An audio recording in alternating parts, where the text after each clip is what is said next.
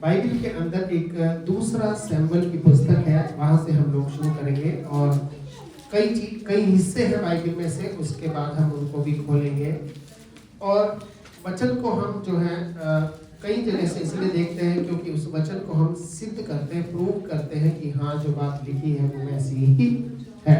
Hallelujah. और इसलिए पहला अध्याय दूसरा सैमुएल का और उसका 23वां वचन हम पढ़ेंगे। 371 नंबर का पेज है, 371 नंबर का पेज है, ठीक है। और इसको हम निकालेंगे और इसके ऊपर हम थोड़ा सा ध्यान करेंगे, इस वचन के ऊपर। 23 वचन 23 वर्स, ठीक है। और जिसको भी मिल जाए वो हम लोग मिलकर के इसको पढ़ेंगे, ठीक है। साउल और योनातान जीवन काल में तो प्रिय और मनभाव थे, हाँ। और अपनी मृत्यु के समय अलग न हुए, अपनी मौत के समय अलग नहीं हुए, हाँ। वे उकाब से भी वेग चलने वाले, वे उकाब से भी वेग से चलने वाले और सिंह से भी अधिक पराक्रमी थे, और सिंह से भी अधिक क्या थे? पराक्रमी थे। अब दो बात यहाँ पर हम देखते हैं। उकाब से अधिक तेज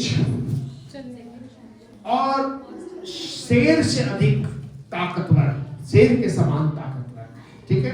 हालेलुया। उकाब के समान तेज और शेर के समान ताकतवर। तो परमेश्वर का जो ये वचन है, आज इस वचन में से हम इन दो चीजों के बारे में देखेंगे।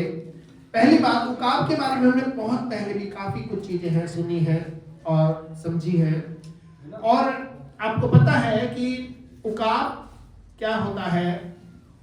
आसमान का राजा होता है। कहां का राजा है? वो आसमान का किंग है, मतलब उसकी जो फाइटिंग है, उसकी जो सारी चीजें हैं वो आसमान से संबंधित है। और शेर कहां का राजा है? जंगल का राजा है, जमीन का राजा है। कहां का राजा है? जमीन का। गली मोहल्लों में नहीं रहता, कहां रहता है? जंगल में रहता है। तो जंगल का राजा कौन है? शेर। अच्छा, बाइबल में जिस शेर के बारे में जिक्र हुआ है उसको बोलते हैं बब्बर शेर। कौन सा शेर? बब्बर शेर। और बब्बर शेर जो होता है, ये क्या होता है? ये बहुत ताकतवर होता है। इसके स्पीड जो होती है भागने की करीब 320 किलोमीटर प्रति 320 नहीं, ये 80 किलोमीटर प्रति घंटा की चाल से जो है ये बब्बर शेर जो है भाग सकता है, ठीक है। लेकिन उकाब जो है उसकी जो स्पीड होती है वो 320 किलोमीटर प्रति घंटा की स्पीड होती है, जो कि एक बहुत ही बड़ी स्पीड होती है। हालेलुया। और इसलिए इन दो उसके बारे में मैं आपको बता रहा हूं कि हमने शेर जो होता है इसका वजन कम से कम 2.5 क्विंटल होता है। कितना? 250 किलो। बब्बर शेर का जो वजन होता है कितना होता है? 2.5 क्विंटल। ये कुछ कैरेक्टरिस्टिक है, ये कुछ इनकी विशेषताएं हैं जो मैं आपको थोड़ा सा बता रहा हूं ताकि आप इस वचन को अच्छे से समझ सकें। ठीक है। और यशायाह की पुस्तक के 40 के 31 को खोल के हम थोड़ा सा हाथ में रखेंगे और इसको थोड़ा सा हम लोग पढ़ेंगे। 40 का 31। ठीक है। तो जब हम इस उकाब के विषय में पढ़ते हैं, इस उकाब जानवर के बारे में पढ़ते हैं, बहुत सारी चीजें हमने इसके बारे में जानी थी पिछली बार भी, पर मैं आपको बताऊं कि उकाब पक्षी जो है वो जमीन पर सक्सेस नहीं है, जमीन पर सक्सेसफुल नहीं रहेगा। वो अपने शत्रुओं से ज्यादा मुकाबला जमीन पर नहीं कर सकता। इसलिए उकाब को अपने शत्रु को लड़ने के लिए कहां लेके जाना पड़ता है। और उकाब का दुश्मन कौन होता है पता आपको? सांप। कौन होता है?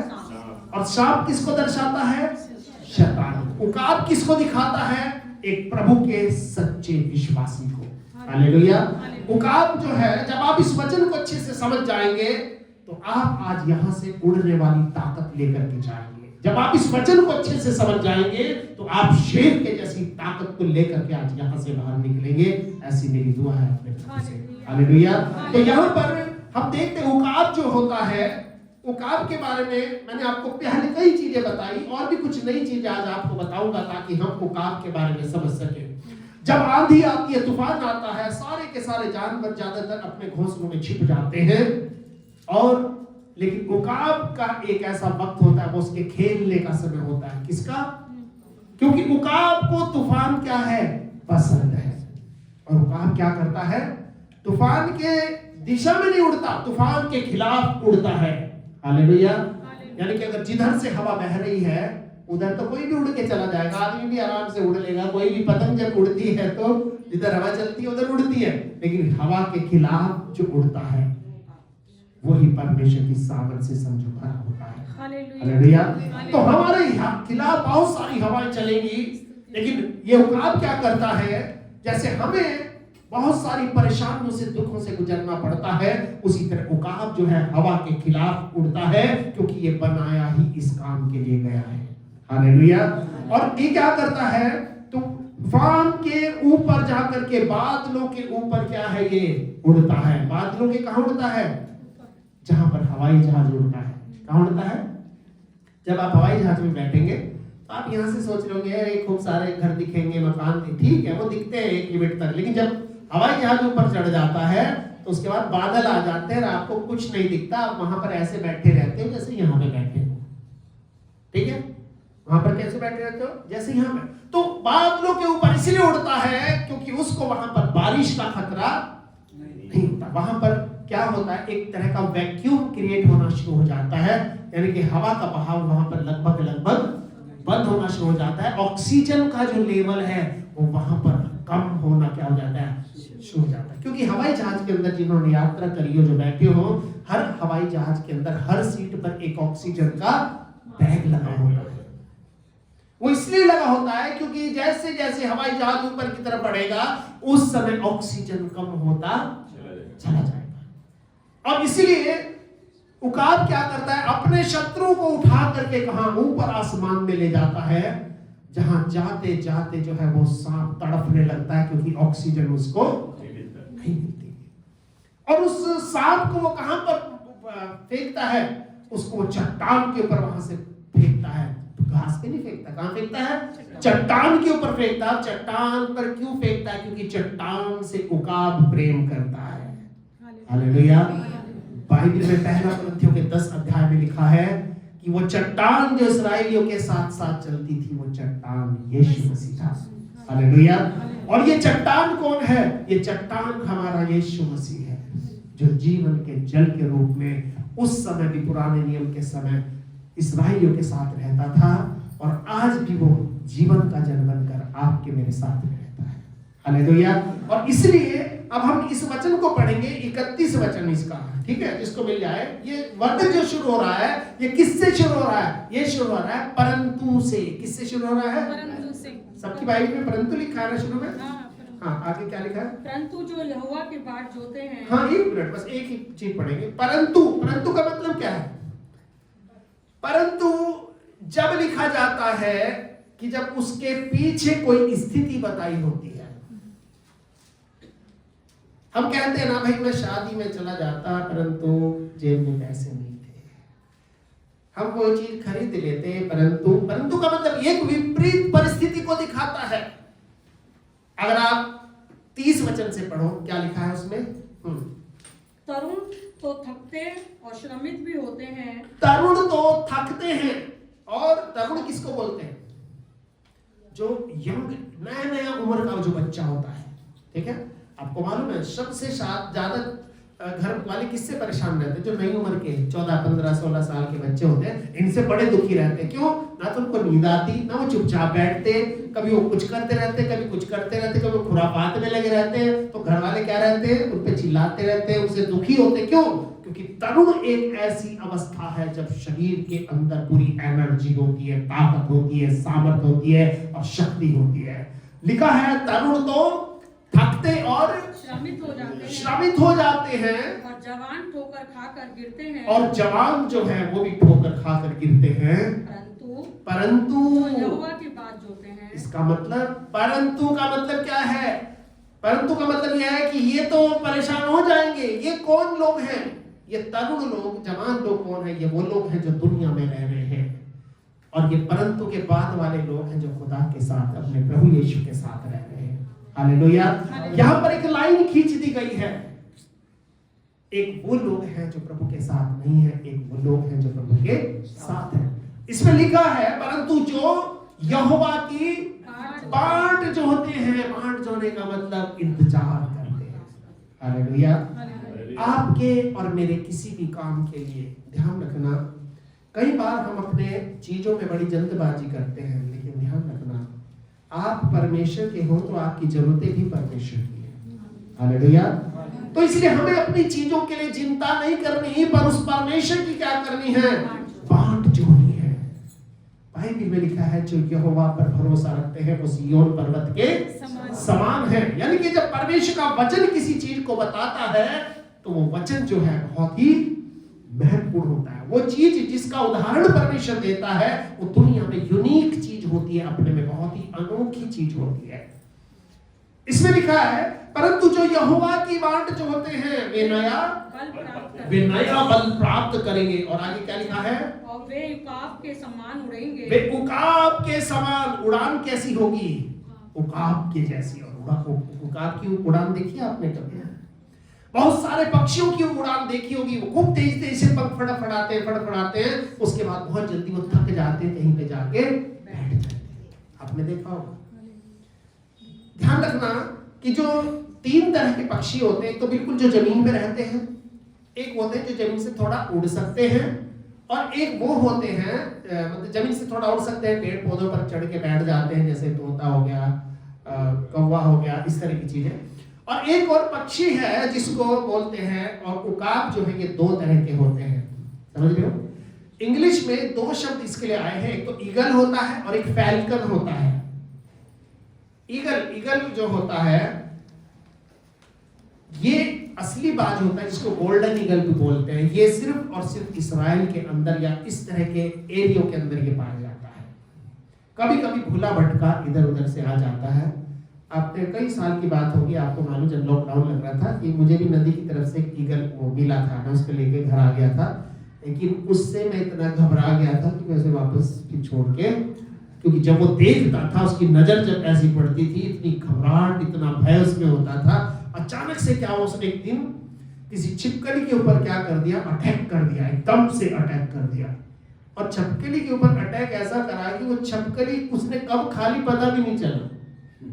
समझ रहे हो? एक तो अटैक ये होता है कि चलो पकड़ ली, मुंह में रखी है, और बड़ी मोटी छिपकली थी वो, ठीक है, एकदम से अटैक। और अटैक भी कब किया?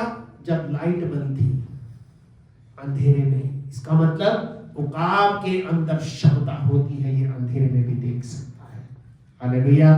तो इसलिए मैं आपको ये बताना चाहता हूं कि परमेश्वर का जो ये वचन ये बताता है कि जो यहोवा की बाट जो होते हैं वो क्या करेंगे, नया बल प्राप्त करेंगे और उकाब के समान उड़ेंगे।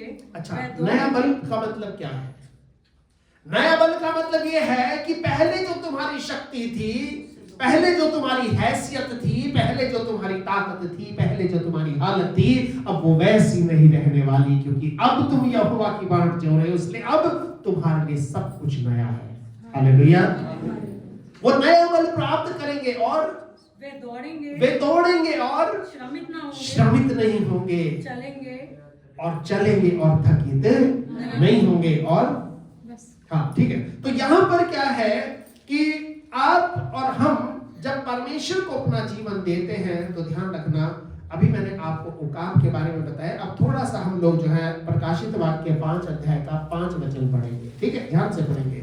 प्रकाशित वाक्य 5 अध्याय का 5 वचन पढ़ेंगे। क्या लिखा है इसमें?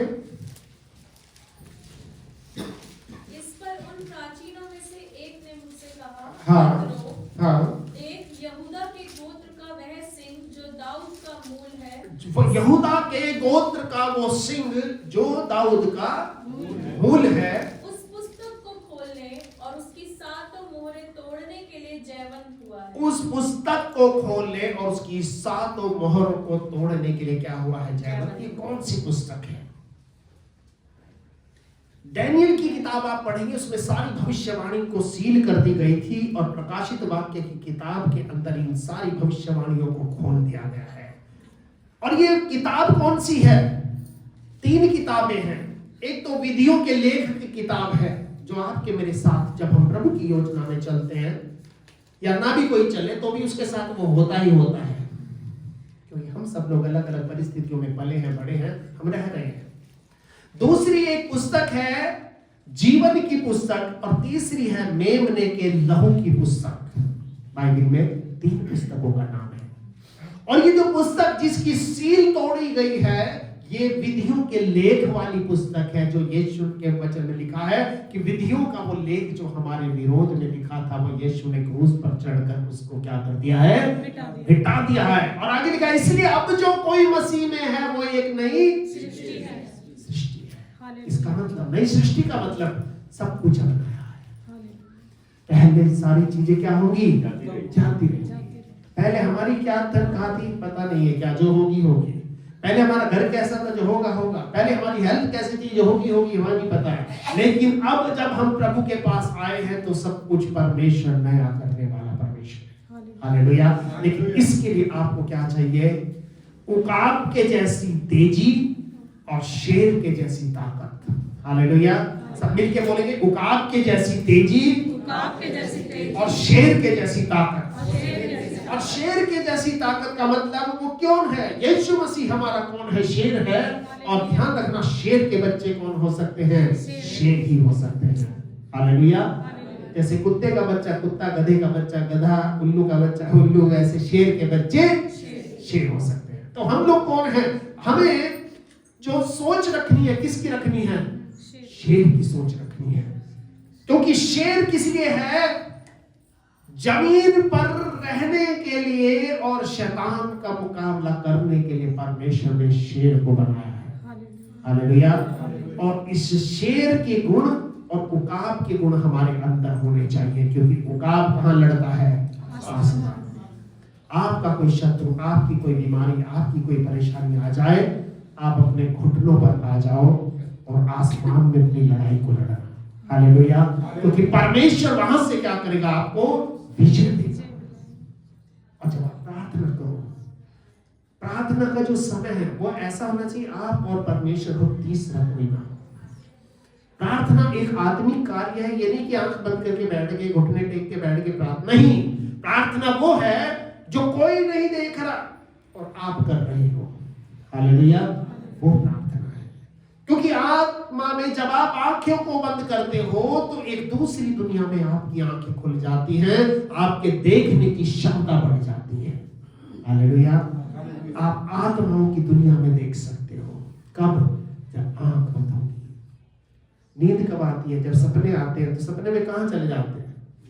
कोई कहीं घूम रहा है, कोई कहीं घूम रहा है, कोई कहीं घूम रहा है, 1 मिनट में वहां, 1 मिनट में वहां, 1 मिनट में वहां। क्यों घूम कौन रहा है? आपके अंदर की आत्मा, शरीर का आराम कर रहा है। इसलिए परमेश्वर के वचन में से मैं आपको ये बताना चाहता हूं कि हम लोग, सबसे पहली बात यह है, आपको मालूम है कि एक हाथी होता है, हाथी होता है ना, जब वो छोटा बच्चा होता है तो महावत लोग क्या करते हैं, उसके पैर में छोटी सी पतली सी रस्सी या चैन डाल के उसको छोटे से खूंटे पे बांध देते हैं। और रोज ऐसा करते हैं, रोज ऐसा मतलब ऐसे ही करते हैं। हाथी को गले से कभी नहीं बांधते, ध्यान रखना। कहां से बांधते हैं? पैर से। और उसके पैर का क्या, हाथी की आदत होती है अपने पैर को ऐसे ऐसे करता है, थोड़ा हिलाता है।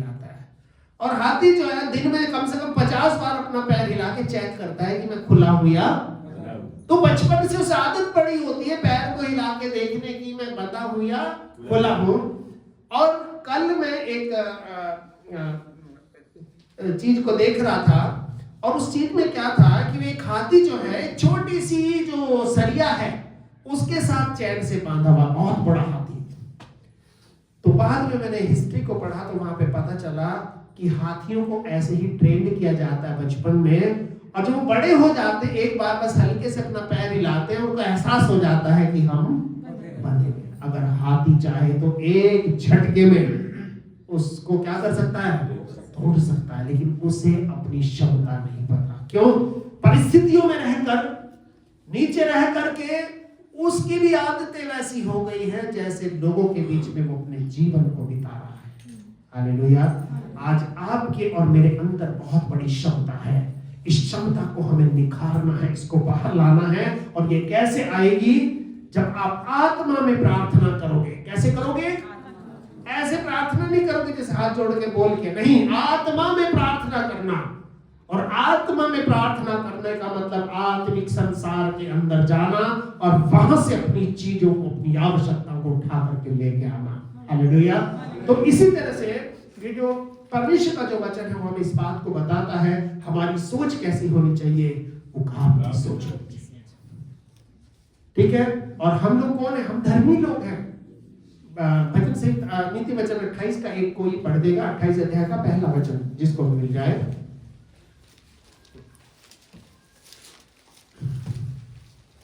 नीति वचन और दुष्ट लोग जब कोई पीछा नहीं करता तब हाँ, भी भागते हैं। हाँ, और इंग्लिश में बहुत अच्छा लिखा है, the wicked flee when no one pursue. मतलब जो दुष्ट लोग होता है जब कोई पीछा नहीं करता तब भी क्या मतलब है इसका? इसका मतलब ये है कि जो दुनिया के लोग हैं उनके अंदर एक वहम होता है। क्या होता है? डर होता है। और आगे क्या लिखा है? परंतु धर्मी लोग जवान सिंहों के समान, लेकिन धर्मी लोग जवान सिंहों के समान क्या होते हैं? निडर होते हैं। मतलब उनको डर, और डर किसको नहीं होता? जिसको विश्वास होता है। हालेलुया। और वहम किसको होता है? जो बहनी होता है, जिसको डर होता है। और डर किस चीज को लेके आता है? वहम को लेके आता है। और विश्वास को कौन लेके आता है? धर्मी जन विश्वास को लेके आता है। हालेलुया। अगर एक आदमी चोर है और पुलिस की गाड़ी आई है तो उठ के इधर उधर हो जाएगा, उसे मालूम है, कहीं उसको डर रहता है मेरे लिए तो नहीं आएगी। समझ रहे हो? बाइबल में लिखा है कि दुष्ट लोग कैसे होते हैं? जब कोई पीछा नहीं करता तो भी भागते हैं। आज संसार के लोग, बहुत सारे लोग क्या है? वहमी हैं। और वो वहमी कैसे? जब आपस में वो बात करते हैं कि कहीं ऐसा तो नहीं हमारे ऊपर किसी ने कुछ करा दिया हो, कहीं ऐसा तो नहीं हमारे ऊपर कुछ वो तो नहीं हो रखा है ना, हमारे घर में ये नहीं हो रहा, हमारे घर में वो नहीं हो रहा। तो उसके लिए वो क्या करते हैं? दोष देकर अपना सबसे बड़ा जो उसका दुश्मन होता है उसको उस स्थिति के लिए जिम्मेदार ठहराते हैं। जैसे कई बार कुछ महिलाएं अपनी ननद को जिम्मेदार उठाती हैं, उसने करवाया होगा, क्योंकि इनका लड़ाई खानदानी चलती आ रही है ना। कई बार बहुत सारे लोग हैं, कोई बुआ के ऊपर आरोप, कोई फूफा के ऊपर आरोप लगाता है। मतलब अलग अलग परिस्थितियां अलग अलग उसमें होती हैं। तो दुष्ट लोग जब कोई पीछा नहीं करता तो भी भागते हैं। भागने का मतलब क्या है? वो परेशान रहते हैं, उनका जीवन शांति में नहीं होता। क्योंकि वो कैसे लोग हैं? दुष्ट हैं। बाइबल में लिखा है कि दुष्टों के डेरे में वास करने से अपने परमेश्वर की डेवढ़ी पर खड़ा रहना ही मुझे अधिक। क्यों? क्योंकि उसको दुनिया के लोगों से मतलब, उसे किससे मतलब है? कि प्रभु अंदर जगह ना मिले, भले ही तेरी डेवढ़ी पर खड़ा रहूंगा, पर तेरे भवन में मैं जरूर जाऊंगा। हालेलुया। और इसलिए यहाँ पर परमेश्वर का जो वचन है वो हमें इस बात को बताता है कि यीशु मसीह क्या था, इसकी सोच कैसी थी? उकाब के जैसी थी। इसकी सोच शेर के जैसी थी। यीशु मसीह जब पकड़वा दिया गया, उसको पिलातुस के पास ले जाया गया, तो उसने क्या कहा? तुम्हारा मुझ पर कोई अधिकार ना होता अगर ये अधिकार तुम्हें ऊपर से नहीं मिला। इसका मतलब तू मेरी नजरों में कुछ भी नहीं। उससे पूछा क्या तू यहूदियों का राजा है? उसने कहा तूने अपने आप कह दिया, मतलब मैं तो हूं, पर उसको बताया कि मैं इस जमीन का राजा नहीं, मैं आसमान का राजा हूं। हालेलुया। क्योंकि मेरे अंदर उकाब की क्षमता है। लेकिन शेर बनकर जमीन पर उस पिलातुस के सामने खड़ा हो गया था, और पिलातुस भी डर गया, और उसकी बीवी ने एक मैसेज भेज दिया, भैया इसके मामले में हाथ मत डालना, ये ऐसा, ये आदमी कुछ अजीब सा लग रहा है, ऐसा ना हो कि हम और भी ज्यादा दुख उठाएं, क्योंकि रात को सपने में मैंने इसके द्वारा देखा था, दुख उठाया है, ऐसा बोला था उसकी बीवी ने।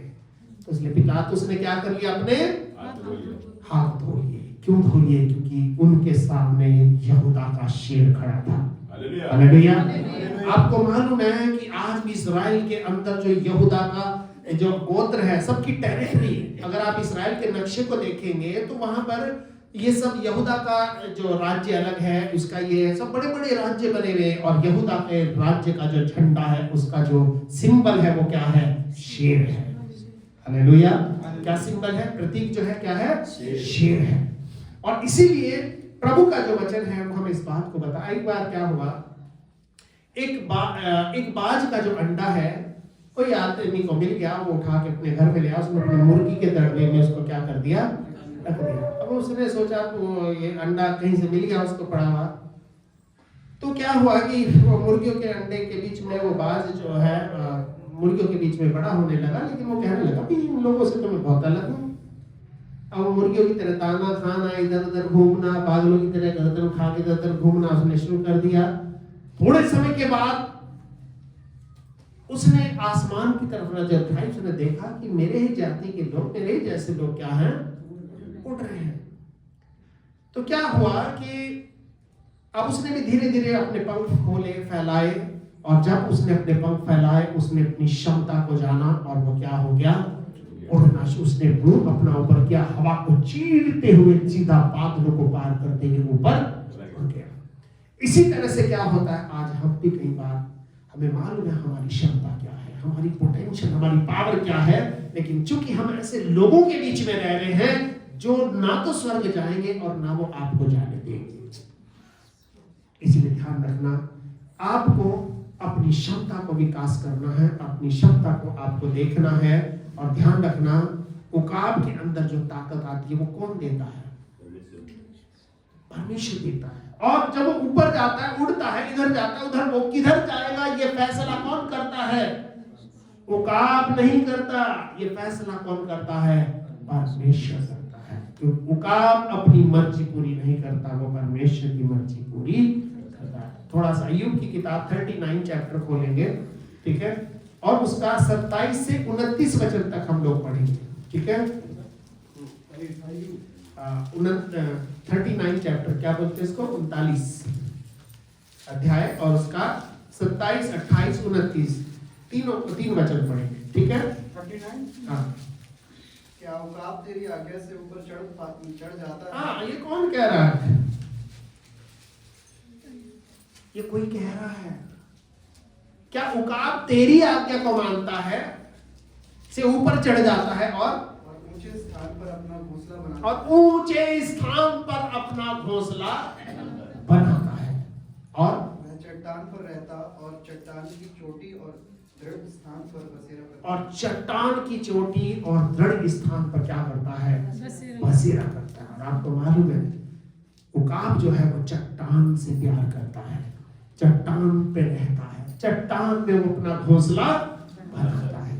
और चट्टान पे कैसे बनाता है? जैसे ये चट्टान है तो इसके अंदर जो है वो एक गड्ढा टाइप, जैसे आला या क्या बोलते हैं, छोटा सा एक होल ऐसा बनाता है बिल्कुल ऐसे करके, और वहां पर होता है कि ऊपर से अगर बारिश आ जाए तो भी उसके बच्चों का नुकसान नहीं हो।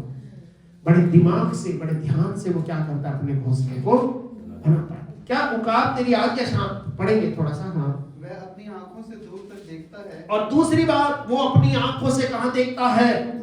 दूर तक देखता है। ध्यान रखना, जब आप ऊंचाई पर बढ़ते हो, जब आप ऊंचाई पर चले जाते हो, जब आप प्रभु की उपस्थिति में ऊंचे उठने लगते हो, तो आपका विजन बढ़ जाता है, आपके देखने की क्षमता बढ़ जाती है। अगर आप किसी की चौथी मंजिल पर खड़े हो जाओ, 5वीं पे खड़े हो जाओ, आज लगभग सारी बुराड़ी आपको वहां से दिखाई देने लगेगी। क्यों? आपका विजन बढ़ जाएगा। और इसीलिए उकाब जो है कहां रहता है? ऊपर रहता है। क्यों? क्योंकि वो अपने दृष्टि को क्या है, बढ़ाना चाहता है। हम लोग जैसे प्रार्थना के जीवन में आगे बढ़ेंगे तो सबसे पहला आशीष मिलेगा, हमारा विजन बढ़ेगा, हमें दूर तक का दिखाई देने लगेगा। और उकाब के देखने की जो क्षमता है, बताते हैं 5 मील यानी कि करीब करीब 8 किलोमीटर तक उकाब देख सकता है। समुद्र के अंदर चल रही जो मछली होती है उसको वो दूर ही से क्या कर लेता है, ताड़ लेता है, अचानक से आता है, फटाक से अपनी चोंच मारता है, उसको मछली को लेकर आसमान में उड़ जाता है। क्योंकि इसकी क्षमता देखने की बहुत ज्यादा होती है। ठीक है, और इसलिए ध्यान रखना, सांप का जो स्थान है वो चट्टान नहीं है। सांप चट्टान पर कामयाब नहीं है। सांप कहां कामयाब है? जमीन पर कामयाब है। और उकाब कहां पर कामयाब है? चट्टान पर। आप और हम जब तक यीशु मसीह के साथ जुड़े रहेंगे हम कामयाब रहेंगे। आप और हम जब तक उस चट्टान के साथ में उस पर अपना बसेरा करेंगे, लिखा है कि यहोवा हमारा ऊंचा गढ़ है, वो हमारी चट्टान है। कई बार बाइबल में ऐसा लिखा है। वो क्यों लिखा है? क्योंकि वो चट्टान जो शुरू से हमारे साथ साथ चलती थी, वो चट्टान आज भी यीशु के रूप में हमारे साथ चलती है। और चट्टान कैसी है? ये चट्टान वो है जिसमें से जीवन का जल निकलता है। हालेलुया। चट्टान क्यों चलती थी इस्राएलियों के साथ? पत्थर उठा के चलते थे वो? नहीं, वो एक तरह से उनके लिए पानी का स्रोत था। और पानी का स्रोत क्या करता है? सफाई करता है, हमारी प्यास को बुझाता है, दैनिक जीवन में हमारी सहायता होती है। हालेलुया। और आगे बहुत सारी चीजें हैं जो हम पढ़ते हैं, और मैं आपको बताऊं कि बहुत सारे गुण हैं, और हम सब लोगों में भी इसी तरह के गुण जो है परमेश्वर ने दिए हैं। इन सब गुणों को जो है क्या करना है, हमें विकसित करना है। और ध्यान रखना, शेर जो है वो कभी भी पीठ नहीं दिखाता। नीति वचन 30 अध्याय का 30 वचन में लिखा है कि शेर कभी भी डरता नहीं है, बिल्कुल सामने से बात करता है। इसलिए हम भी क्या करना है, शैतान से हमें कभी भी डरना नहीं है। शैतान, हाँ थोड़ा सा पढ़ेंगे इसको। क्या लिखा है? जो सब पशुओं में पराक्रमी है, हाँ, और किसी के डर से नहीं हटता, और किसी के डर से नहीं हटता। और शेर का दुश्मन कौन होता है पता आपको?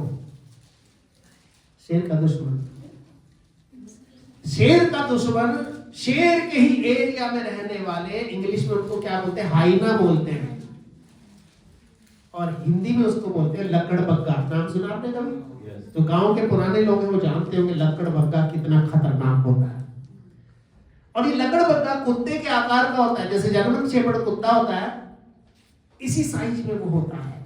और ये क्या करते हैं, ये 15-20 कुत्ते मिल करके जो है उसको, शेर को क्या करते हैं? घेर लेते हैं। लेकिन शेर जब एक दहाड़ मारता है, दहाड़ समझते हो? शेर की जो दहाड़ है, अगर फिजिक्स में आप देखो 150 डेसिबल, 150 डेसिबल मतलब ये एक तरफ की ध्वनि की जो है पावर होती है, जो आवाज होती, साउंड की जो पावर होती है। आपके मेरे कान जो है करीब 90 या 100 डेसिबल तक सहन कर सकते हैं, और हमारे कानों के पर्दे फट जाएंगे अगर इतनी तेज आवाज हमने सुन ली, हमारे पास में सुन ली तो। शेर की जो गर्जन है, शेर की जो दहाड़ है, वो ऐसी होती है करीब 8 किलोमीटर तक ये दहाड़ जाती है, 10 किलोमीटर तक। अगर शेर कहीं जंगल में गरज रहा है तो उसकी गर्जन पूरे गांव में आती है। इसलिए बाइबल में ऐसा लिखा है कि यहोवा की वाणी शक्तिशाली है। और हम कौन हैं? यहोवा के बेटे हैं, बेटियां हैं। तो हमारी वाणी कैसी होगी? शक्तिशाली होगी। और बताते हैं शेर की जो दहाड़ होती है वो कितनी होती है? 150 डेसिबल। और शेरनी की जो दहाड़ होती है वो 180 डेसिबल होती है, मतलब उससे भी ज्यादा होती है। आपने देखा कि औरतों की आवाज भी कुछ ज्यादा ही होती है, मतलब जब लड़ाई में असली आवाज उनकी तब पता चलती है। भजनों में तो खैर आवाज बाहर नहीं निकलती, जब झगड़ा होता है तब पता चलता है। 180 डेसिबल शेरनी की आवाज होती है। और जब वो शेर जब दहाड़ता है, जितने हाइना होते हैं ये सारे अपने बिलों के अंदर क्या हो जाते हैं? छिप जाते हैं। उसके बाद ये नजर नहीं आते। तो आपके मेरे पास क्या है? ये शेर की दहाड़, ये आवाज है। बाइबल में लिखा है कि यहोवा की वाणी कादेश के वन को हिला देती है। यहोवा की वाणी से क्या होता है? हिरनियों का गर्भपात हो जाता है। क्यों? हिरनियों का गर्भपात होता है। और ये शेर अगर दहाड़ दे तो हिरनी को जो है गर्भपात हो जाता है। ये बात सच है। अब आप समझ सकते हो इतनी पावर उसकी आवाज में है, इतनी पावर उसकी उसमें है। और मैंने आपको बताया जब आप प्रार्थना करते हो, भले ही आप धीरे करते हो, तो आपकी आवाज आसमान के दरवाजों को चीरती हुई, बादलों को चीरती हुई परमेश्वर के स्वर्ग के सिंहासन के पास पहुंचती है। हालेलुया। क्योंकि जब आप आत्मा में प्रार्थना करते हो, बाइबल में लिखा है जब तू परमेश्वर के भवन में जाए तो अपने मन में कोई ऐसी मन्नत नहीं मानना, क्योंकि कोई पक्षी तेरा शब्द लेकर क्या करेगा? समुपदेशक में लिखा है उड़ जाएगा। इसका मतलब आपने और मैंने दुनिया में जो बोला है ये सारा का सारा आज हवा के अंदर रिकॉर्डेड है। आपको मालूम है अमेरिका में कुछ प्रैक्टिस चल रही है कि जो बहुत पहले लोग हुए हैं उनकी आवाजों को रिकॉर्ड किया जा रहा है। उनकी आवाजों को रिकॉर्ड किया जा रहा है। उन्होंने क्या बोला था, उन्होंने क्या किया था। ये बड़ी अजीब सी खोज होगी अगर हम सबको पता चल रहा है। कई बार हम सोचते हैं ऐसा तो हो ही नहीं सकता, ऐसा तो हो ही नहीं सकता। जब मैं इंग्लैंड के अंदर था तो मैं सोचता था, वहां लोग कहते थे भाई ऐसा फोन चला है जिसमें वीडियो कॉलिंग होती है। मैंने कहा क्यों बकवास करा, तो फोन हो ही नहीं सकता। एक कहता था ऐसा फोन चला भैया कि जिसमें कलर भी है, आना वो दिखता है। कि उस समय नोकिया 3315 ये सब छोटा मोटा ये छोटे मोबाइल चलते थे। तो जब लोग हमसे कहते थे हम तो ये कहते थे कि ऐसा हो ही, लेकिन परमेश्वर का वचन कहता है उसने मनुष्य को अपने से थोड़ा ही कम बनाया है और महिमा और प्रताप का मुकुट उसके सिर पर रखा है। यानी कि मनुष्य वो कर सकता है जो परमेश्वर कर सकता है। हालेलुया। इसलिए आज आप और हम इस बात को ध्यान रखें कि परमेश्वर ने थोड़ा वो मिल गया वचन, मिल गया आपको नीति वचन 30 का 30 थोड़ा सा पढ़ देंगे। क्या लिखा है? सिंह जो सब पशुओं में पराक्रमी है, जो सब पशुओं में क्या है? पराक्रमी है, पावरफुल है, ताकतवर है और किसी के डर से नहीं हटता, और किसी के डर से नहीं हटता। उर्दू बाइबल में लिखा है कि वो पीठ नहीं दिखाता। आगे हाँ इतना है। थोड़ा एक और वचन हम थोड़ा सा पढ़ेंगे। होशे की पुस्तक 11 का 10, होशे की पुस्तक 11 अध्याय का 10 वचन। वे यहोवा के पीछे पीछे चलेंगे। हाँ, वह तो सिंह की नाई गरजेगा, वो सिंह की नाई गरजेगा और तेरे लड़के पश्चिम दिशा से थरथराते हुए आएंगे। तेरे लड़के कहां से आएंगे? पश्चिम दिशा से आएंगे। और किस तरफ जाएंगे? पूरब की तरफ जाएंगे। पश्चिम में क्या है? पश्चिम में वो लोग हैं जो परमेश्वर से दूर चले गए हैं। और वहां से वो लोग जब आप और मैं वचन को लेके गरजेंगे, जब आप और मैं प्रार्थना में प्रभु के सामने गरजेंगे, तो वो लोग जो परमेश्वर के संतान हैं फिर से लौट करके दुनिया में से, भीड़ में से वो वापस प्रभु के पास आएंगे। हालेलुया। ये प्रभु का जो वचन है हमें इस बात को बताता है कि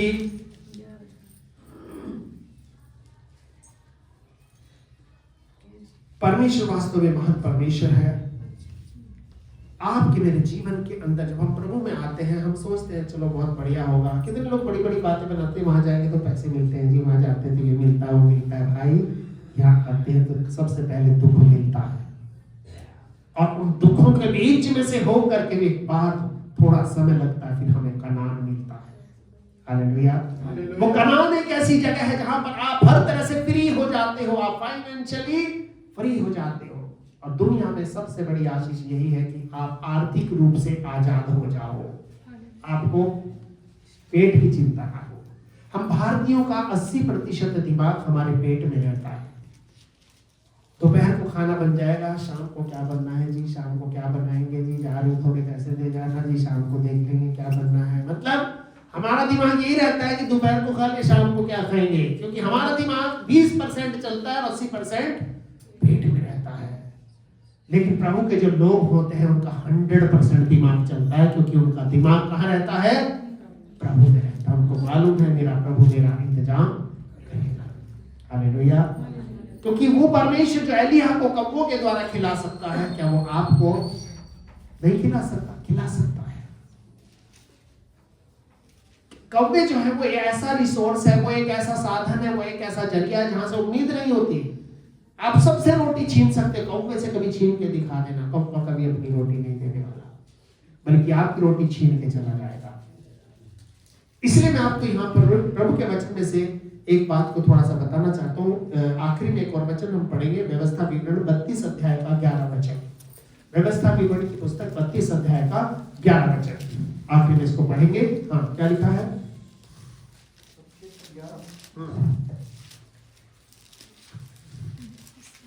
जब सब इस्राएली तेरे परमेश्वर यहोवा के उस स्थान पर जैसे उकाब अपने घोंसले को हिला हिलाकर अपने बच्चों के ऊपर ऊपर मंडराता है, जैसे उकाब अपने घोंसले को हिला हिलाकर अपने बच्चों के ऊपर मंडराता है, वैसे ही उसने अपने पंख फैलाकर उसको अपने परों पर उठा लिया। वैसे ही उसने अपने पंखों को फैलाकर उस पर क्या कर लिया? उठा लिया। और ध्यान रखना, हम सब लोग कौन हैं? उकाब है। बहुत सारे लोग आज इंतजार कर रहे हैं कि हम उन्हें अपने पंखों पर उठाएं और उकाब के घोंसले उसकी कलीसिया में लाकर प्रभु की छोड़ दें। हालेलुया। हम लोग कितने लोग ऐसे हैं जो सिर्फ अपने लिए जीते हैं। अगर जिससे दिन हम प्रभु के लिए जीना शुरू करेंगे तो प्रभु हमारे लिए पहले से जीने का इंतजाम करेंगे। हालेलुया। इसलिए प्रभु का जो वचन है वो ये बताता है, आपकी जितनी जमीन की जंग है उसको आसमान की जंग में बदल दो। आपकी जो भी दुनिया की समस्या है और आसमान की जंग में कैसे लड़ सकते हो? आत्मा में प्रार्थना करने के द्वारा।